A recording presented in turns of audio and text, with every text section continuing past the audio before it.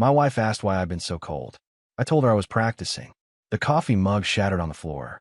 She had no idea I'd spent 4 months building a case that would end her world. 87 nights of lies, one private investigator, and a file 3 inches thick. By the time she realized what was happening, I'd already won. This is how a quiet man dismantles a cheater's life, one document at a time. My name is Gordon Fletcher. I'm 42 years old, and I own 2 pet supply stores here in Richmond, Virginia. Started the first one 12 years ago with nothing but a small business loan and a dream of working with animals. Build it up from scratch, open a second location 5 years later. It's been good to me, good to my family. Or at least, I thought it was good to my family. That Tuesday morning started like dozens before it. I was in the kitchen at 6:30, packing lunch for my son Colin. 10 years old, 4th grade, obsessed with anything reptile-related. I just finished making his favorite sandwich, turkey and cheese with the crust cut off, when Sharon walked in. My wife, 40 years old, works in pharmaceutical sales. Or that's what she tells everyone. These days, I'm not so sure what she actually does during those late nights and weekend conferences that never seem to end. She poured herself coffee, moving through the kitchen like a ghost passing through walls. We hadn't really talked in weeks. Not real conversation anyway. Just logistics about Colin's schedule and who's picking up groceries. "Why are you so cold lately?" Sharon asked, her voice cutting through the silence. I looked up from Colin's lunchbox, met her eyes for the first time in days. They were the same green eyes I'd fallen for in college, but now they held something different. Guilt, maybe, or defiance. "Practicing for when you leave," I said. My voice was steady calm. I'd rehearsed that moment in my head 100 times. The coffee mug slipped from her hand. It shattered against the tile floor, ceramic fragments scattering everywhere, dark liquid spreading across the white grout. The sound brought Colin running from his room upstairs. "Dad? Mom? Everything okay?" My son called from the hallway. "Fine, buddy." I called back, never breaking eye contact with Sharon. "Just a little accident. Go brush your teeth." Sharon stood frozen, staring at the mess, then at me. Her mouth opened, closed, opened again. No words came out. I grabbed paper towels, knelt down, and started cleaning up the coffee. The ceramic pieces clinked as I collected them. Sharon hadn't moved. She just stood there, one hand gripping the counter edge, knuckles white. "I made Colin's lunch," I said, standing up and zipping his Spider-Man lunchbox. "Packed extra carrots like he asked." "Gordon, what did you mean by that?" Her voice shook slightly. I slid the lunchbox into Colin's backpack, grabbed my keys from the hook. "Check your email before you leave for work," I said. Then I walked toward the stairs. "Wait," Sharon said. "Gordon, please. We need to talk about this." I paused at the doorway, looked back at her. "There's nothing to talk about. Not anymore." I went upstairs, helped Colin gather his homework, and drove him to school. The whole time, my hands were steady on the wheel. My breathing was even, controlled. Because here's what Sharon didn't know. I hadn't been sitting around feeling sorry for myself these past 4 months. I'd been preparing, documenting, planning. My father taught me something during his 2 tours in Vietnam. The soldier who keeps his head while everyone else is losing theirs. That's the soldier who survives. After dropping Colin at school, I checked my phone. One text from Raymond Cole, my financial consultant. 3 words. "Everything is ready." The pet store opened at 9. By 8:45, I was sitting in my office going through inventory reports, but my mind wasn't on the numbers. I kept picturing Sharon's face when that mug hit the floor. The moment she realized I wasn't the same man she'd been walking all over. My phone buzzed. A text from my father. "Harold, coffee this afternoon? Got something for you." I texted back. 2 o'clock. My place. Harold Fletcher, 71 years old, Vietnam vet, tougher than boot leather. When I first told him what Sharon was doing, he didn't say much. Just nodded, took a long sip of his coffee, and said, "Document everything. Build your case like you're going to war. Because you are." That was 3 months ago. Since then, Dad's been my anchor. The voice in my head telling me to stay calm, stay focused, don't let emotion cloud judgment. My assistant manager, Tracy, knocked on the door. "Gordon, the delivery guy's here with the reptile food." "Thanks, I'll be right there," I said. I handled the delivery, chatted with a few customers about their bearded dragons and ball pythons, helped a kid pick out his first goldfish. Normal Tuesday morning stuff. But the whole time, I was thinking about Sharon sitting at home, staring at her laptop screen. Because what I'd sent her wasn't just documents. It was a roadmap of her own destruction. The folder contained 4 months of evidence. Dates, she claimed she was at conferences, but her car was parked at a downtown hotel. Receipts from restaurants she swore she'd never been to. Screenshots of text messages she thought she'd deleted. Credit card statements showing purchases I'd never seen. And most damaging, photos from the private investigator I'd hired 8 weeks ago. I didn't want to hire him. Felt like admitting defeat. But Raymond convinced me it was necessary. You need irrefutable proof, Raymond had said. Not just for court, but for yourself. So you never second-guess this decision. He was right. Those photos removed any doubt. Sharon with another man. His hand on her back. Her laughing, looking at him the way she used to look at me. Around 11, my phone rang. Sharon's name on the screen. I let it go to voicemail. She called again. Voicemail. Third time I answered. Gordon, please. We need to talk, Sharon said. Her voice was ragged, like she'd been crying. I'm at work, I said. Those documents, that's not. You don't understand. I understand perfectly, I interrupted. 4 months, Sharon. 87 nights where you came home after 11. That's what I understand. It's not what you think. Then explain the photos, I said. Explain the man with his arm around you at the Blue Ridge restaurant. That place you told me you'd never heard of. Silence on the other end. Long, heavy silence. That's what I thought, I said. I'll be home at 6. We can talk then. With Colin at your mother's house. My mother. Sharon's voice went up an octave. Yeah, Judith's picking him up from school today. I called her this morning. Told her we needed to have an adult conversation. You call my mother? Sharon sounded panicked now. See you at 6, I said, and ended the call. My hands were shaking slightly. I set the phone down, took a deep breath. This was just the beginning. At 2 o'clock, my father walked into the pet store. Harold Fletcher moved with purpose, even at 71. Straight back, steady gait. Vietnam hadn't broken him. Nothing had. Let's talk in your office, he said. We sat down, and he pulled a manila envelope from his jacket. Got the final report from the investigator yesterday. Thought you'd want to see it before tonight. I opened it. More photos. Sharon and the same man, different locations. Dates spanning back 6 months. Further than I'd even suspected. She's been playing you longer than you thought, my father said. It wasn't a question. Yeah, I said. Looks that way. You holding up? I looked at him. I'm angry. But I'm focused. Good, Harold said. Anger's fine as long as you control it. Don't let it control you. When I was in Da Nang, the guys who lost their cool were the ones who made mistakes. The ones who stayed sharp, they made it home. I remember, I said. My phone buzzed. Unknown number. I answered. Mr. Fletcher? This is Susan Kellerman. I'm an attorney. Your wife contacted my office this morning seeking representation. Okay, I said, putting her on speaker so my father could hear.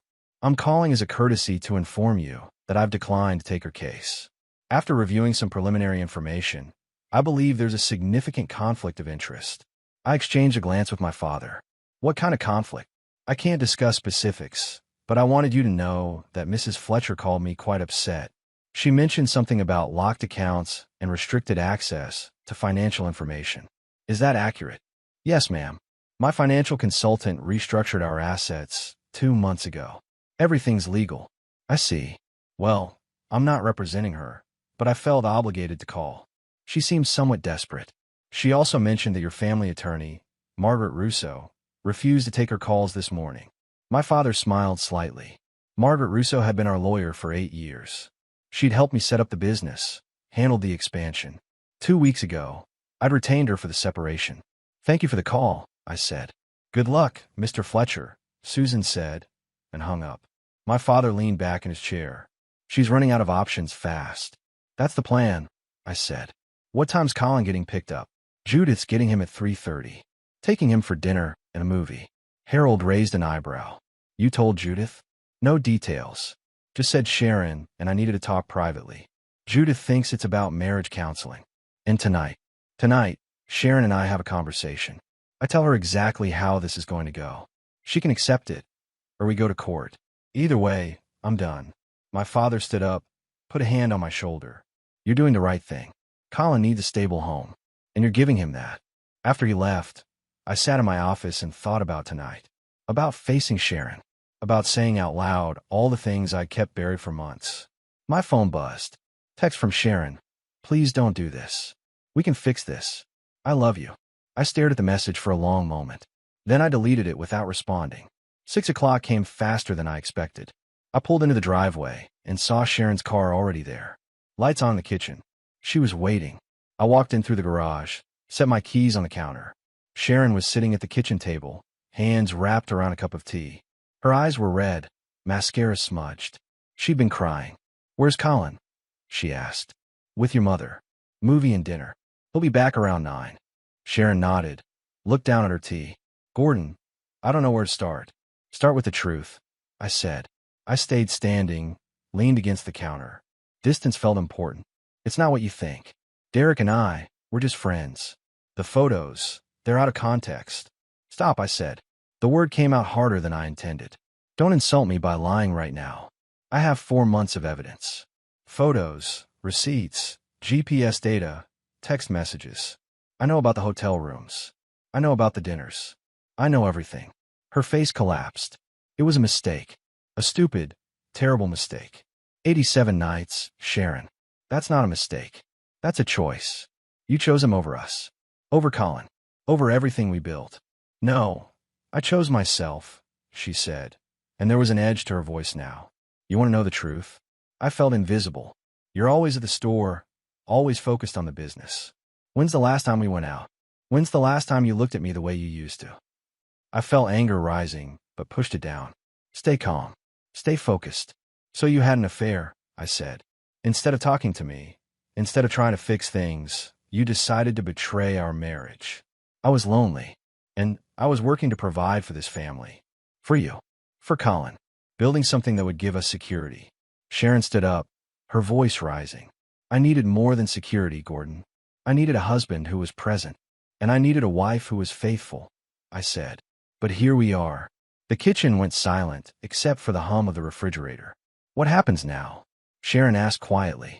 I pulled a folder from my bag, set it on the table. You have 2 options. Option 1. We mediate this quietly. I get primary custody of Colin. You get visitation every other weekend. We split the house proceeds 50-50, but my business stays mine. You walk away clean. And option 2. We go to court. I present all of this evidence. Every photo, every receipt, every text message. The judge sees what kind of mother abandons her 10-year-old son 87 nights in 4 months. You lose custody entirely, maybe get supervised visitation, and you get nothing financially because you'll spend it all on lawyers trying to fight me. Sharon's hand shook. You can't do this. I already have, I said. The papers are ready. Raymond restructured everything legally. Margaret's representing me. You have until Friday to decide. I walked to the door, then turned back. I loved you, Sharon. I would have done anything for you. But you threw it away. Now you deal with the consequences. I left her sitting there and went to pick up Colin. My hands were steady on the wheel. 3 days after the confrontation, I was restocking aquarium supplies when my phone rang. Richmond General Hospital. My stomach dropped. Mr. Fletcher? This is Nurse Patterson from the emergency room. Your son Colin was brought in about 20 minutes ago. He fell during gym class. Possible concussion. I'm on my way, I said, already grabbing my keys. Is he okay? He's stable. Asking for you. We tried calling your wife first since she's listed as primary contact, but couldn't reach her. I'll be there in 10 minutes, I said. I called Sharon while driving. Straight to voicemail. Called again. Nothing. Texted. Colin's in the ER. Where are you? Tracy agreed to close the store. I made it to the hospital in 8 minutes. Found Colin in a bed with an ice pack on his head. His eyes lit up when he saw me. Dad, he said. His voice was small, scared. Hey, buddy. I'm here. I sat next to him, took his hand. What happened? We were playing dodgeball. I tripped and hit my head on the gym floor. It really hurt. The doctor came in, a woman in her 40s with kind eyes. Mr. Fletcher? I'm Dr. Adams. Colin's going to be fine. Minor concussion, no fracture. We'll keep him for observation for a few hours. Then he can go home. Thank you, I said. Where's Mom? Colin asked. She's at work, buddy. But I'm here. Dr. Adams made notes on her tablet. For our records, who should we list as primary emergency contact? Me, I said. Gordon Fletcher. I'd like that updated immediately. She nodded. I'll have administration handle it. An hour passed. Then 2. I sat with Colin. We watched cartoons on the TV. I got him juice from the vending machine. He fell asleep around 4 o'clock, head on my shoulder. My phone finally buzzed. Sharon, just saw your text. Is he okay? I was in a meeting. I looked at the timestamp. She'd sent it 3 hours after my first message. I called her. She answered immediately. Gordon, is Colin. He's fine, I said, keeping my voice low. Minor concussion. They're releasing him in an hour. Oh, thank God. I'm so sorry. My phone was on silent during the presentation. Sharon, stop, I said. I called you 6 times. Texted 4 times. Colin was in the hospital for 3 hours, asking for his mother. And you were unreachable. Silence. Where were you really? I asked. I told you I had a presentation. Right. At 3 in the afternoon on a Thursday. I paused. I'm documenting this, Sharon. The hospital tried to reach you first. You didn't answer. I was here within 10 minutes. That's going in the custody file. You can't use our son's accident against me. I'm not using it against you. I'm documenting reality. You weren't there when he needed you. I was. Just like always. I hung up before she could respond. Colin stirred, opened his eyes. Is Mom coming? Maybe later, buddy. But I'm taking you home. We'll get ice cream on the way. He smiled. The good kind? With the chocolate chunks. The best kind, I said. Dr. Adams returned with discharge papers. As she handed them to me, she said quietly, the emergency contact has been updated. You're listed as primary now. Thank you, I said. Walking out of that hospital with Colin's hand in mine, I felt something shift. This wasn't just about Sharon's betrayal anymore. This was about being the parent Colin deserved. The one who showed up. Friday evening, someone knocked on my door. Hard, aggressive knocking. I looked through the peephole and saw Judith, Sharon's mother. I opened the door. Judith. We need to talk, she said, pushing past me into the living room. 67 years old, dressed like she was heading to a country club. Pearls, designer handbag. That look of permanent disapproval she perfected over the years. Colin's upstairs doing homework, I said. Good. Then we can speak freely. Judith turned on me, eyes blazing. What exactly do you think you're doing to my daughter?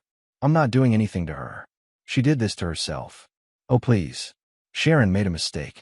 One mistake. And you're trying to destroy her entire life over it. One mistake. I kept my voice level. Judith. She had an affair for 6 months. She abandoned our son repeatedly.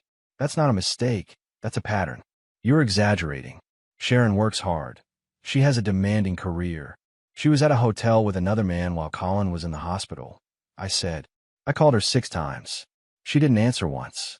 Judith's expression faltered slightly, but she recovered quickly. She was in a meeting. No, she wasn't. And, you know she wasn't. I crossed my arms. Why are you really here, Judith? I'm here because you're being cruel. Sharon is falling apart. She's my daughter, and I won't stand by while you humiliate her.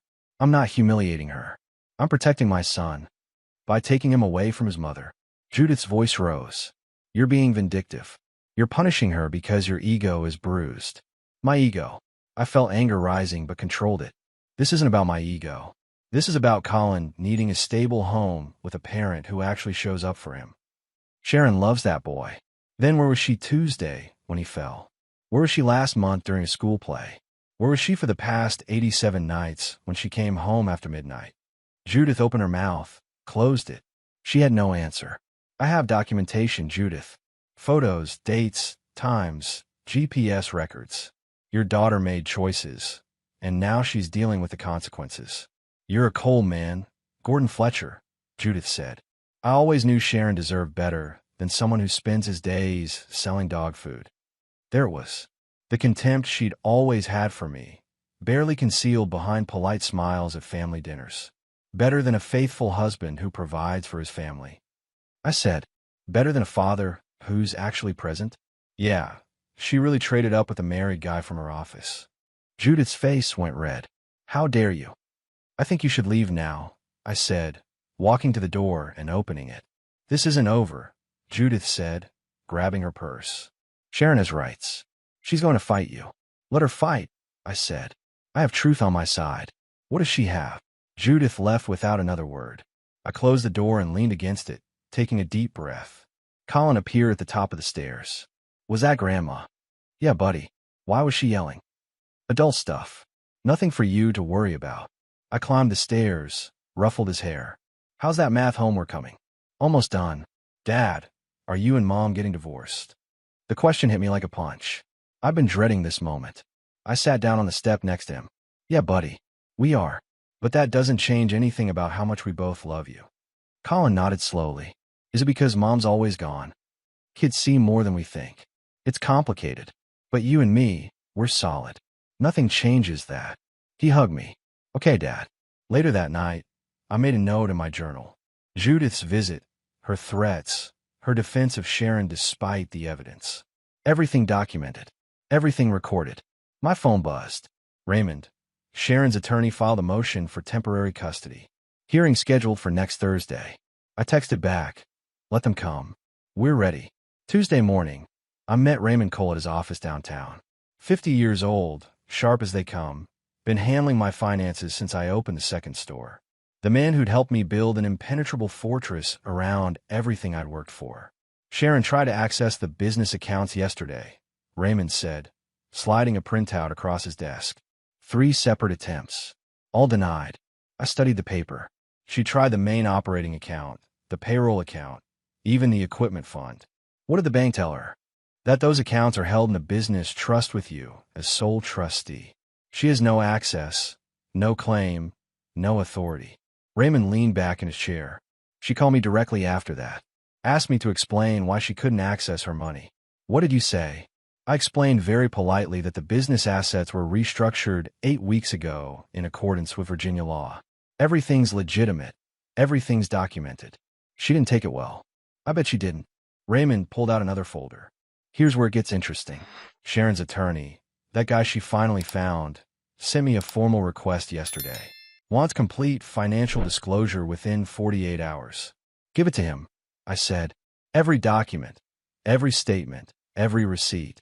Show them exactly how protected everything is. You sure? Sometimes it's better to make them work for information. I shook my head. No games. I want them to see the wall they're up against. Let them understand there's no crack in this foundation. Raymond smiled. I like it. Overwhelming force. Your father teach you that? Yeah. He said if you're going to fight, make sure the enemy knows they've already lost before the first shot's fired. Smart man. Raymond organized the papers. One more thing. The house. It's still jointly owned, but I've prepared documents to force a sale. Market value is around $400,000. After the mortgage, you're looking at about $220 in equity. Split 50-50, she walks with $110. That's more than fair. It is. But she's not going to see it that way. She's going to see it as losing. That's a problem, I said. I'm done being generous to someone who threw away 15 years. Back at the store, I found a letter taped to the front door. Handwritten, Sharon's writing. I opened it standing right there on the sidewalk. Gordon, please stop this. We can work through this together. I made mistakes, but you're making bigger ones. Colin needs both his parents. Don't let your anger destroy our family. I love you. I've always loved you. Sharon. I read it twice, then folded it carefully and put it in my pocket. Evidence. Documentation. Another piece of the puzzle showing her desperation. Inside, Tracy was helping a customer with a new puppy. I went to my office and made a copy of the letter, then filed it with everything else. The stack had grown thick over the past months. Photos, receipts, bank statements, text messages, hotel records, GPS data, now letters. My father always said preparation wins wars. He was right. That afternoon, Colin came home from school quiet. I made him a snack, sat down with him at the kitchen table. Everything okay, buddy? I asked. Mom called me today. During lunch. My jaw tightened. What did she say? She asked if I was mad at her. She said you're trying to keep her away from me. Colin looked up at me. Are you? No, I said firmly.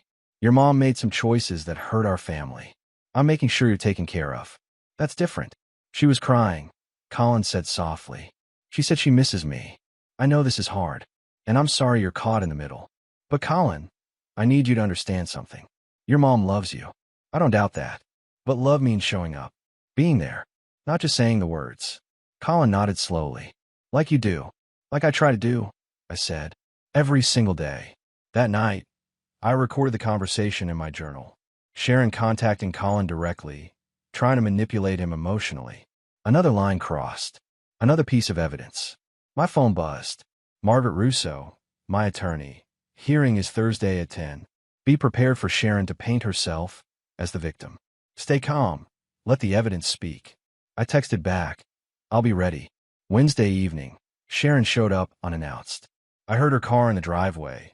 Watched through the window as she sat there for a full minute before getting out. She looked exhausted. Good. Colin was at a friend's house. I planned it that way.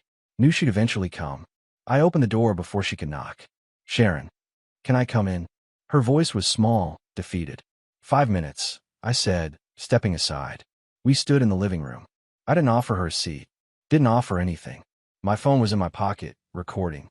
Virginia's a one-party consent state. Everything legal. Gordon, please. This has gone too far. Sharon's eyes were red. I know I messed up. I know I hurt you. But we can fix this. No, we can't. Yes, we can. Couples therapy, marriage counseling, whatever you want. I'll do anything. You had months to do something. You chose Derek instead. She flinched at his name. That's over. I ended it. I told him I'm working on my marriage. You don't have a marriage to work on. You destroyed it. Don't say that. Her voice rose. 15 years, Gordon. 15 years together. That has to mean something. It meant everything, I said. Until you made it mean nothing. Sharon moved closer. What about Colin? What about our son? You're going to tear him apart because you're too proud to forgive me.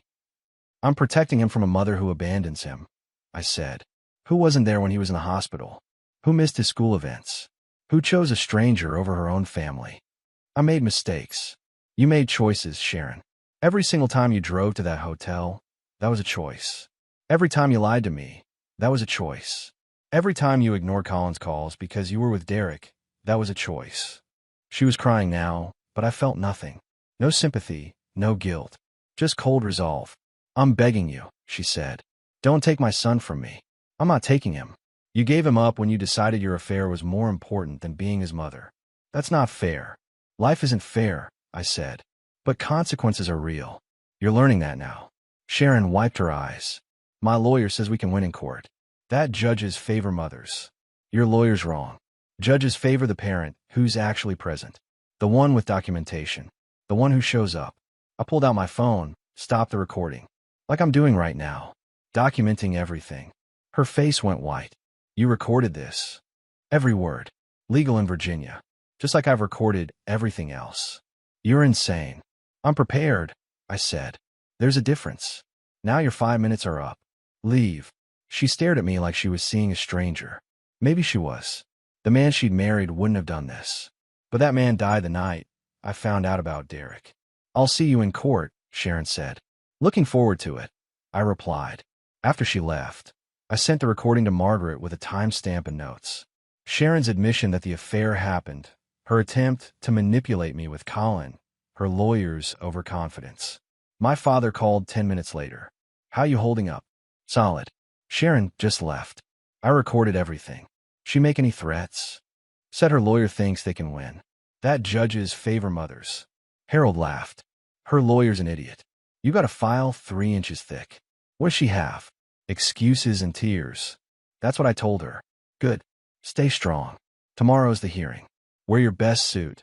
Keep your answers short. Let Margaret do the talking. The judge will see through Sharon's act. Thanks, Dad. That's what I'm here for, son. You're doing the right thing. Thursday morning, 10 o'clock. Richmond Circuit Court, Family Division. I walked in wearing my best suit. Margaret Russo beside me carrying 2 thick folders. My father sat in the gallery, straight-backed, silent support. Sharon arrived 5 minutes later with her attorney, a young guy who looked nervous. She dressed conservatively, minimal makeup, trying to look like the wounded wife. I knew better. Judge Patricia Hendricks entered. 60 years old, reputation for no-nonsense rulings. She'd seen every trick in the book. Let's begin, Judge Hendricks said. This is a hearing for temporary custody of the minor child, Colin Fletcher, age 10. Mr. Fletcher, your attorney may present. Margaret stood. Your Honor, we're requesting primary custody for Mr. Fletcher based on substantial evidence of abandonment by Mrs. Fletcher. She laid out everything. The 87 nights Sharon came home late. The hospital incident where she didn't answer 6 calls. Colin's school records showing I attended every event while Sharon attended none. The financial records showing hotel charges and suspicious spending. Sharon's attorney objected weakly. Your Honor, Mrs. Fletcher is a working mother. Her career demands don't constitute abandonment. Then explain the hospital incident. Judge Hendrick said, looking at Sharon. Your son was in the emergency room. You didn't answer your phone for 3 hours. Where were you? Sharon's voice shook. I was in a meeting. My phone was on silent. At 3 in the afternoon on a Thursday. The judge's tone was skeptical. Yes, Your Honor. Margaret introduced the photos. Sharon with Derek Patterson. Timestamps, locations, dates she claimed to be working. Your Honor, Sharon's attorney said desperately. My client made mistakes in her marriage, but that doesn't make her an unfit mother. It makes her an absent one, Judge Hendrick said. She reviewed the documents for what felt like an eternity. Finally, she looked up. I'm granting temporary primary custody to Mr. Fletcher.